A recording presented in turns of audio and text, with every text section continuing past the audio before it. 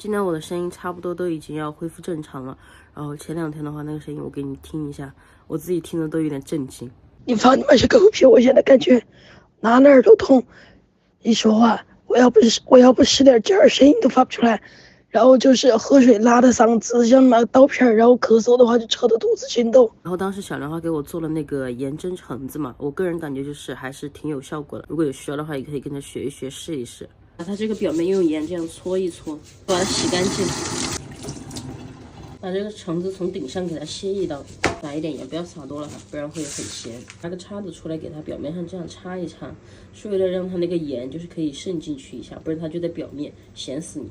差不多这个样子就行。最后把它放到锅里面蒸上10分钟就可以了。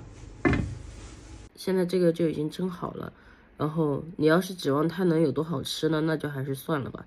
有用就行。如果有那种嗓子痛啊，说话像刀片在割的呀，就是可以试一下这个，我觉得还行。哎呀妈，好烫！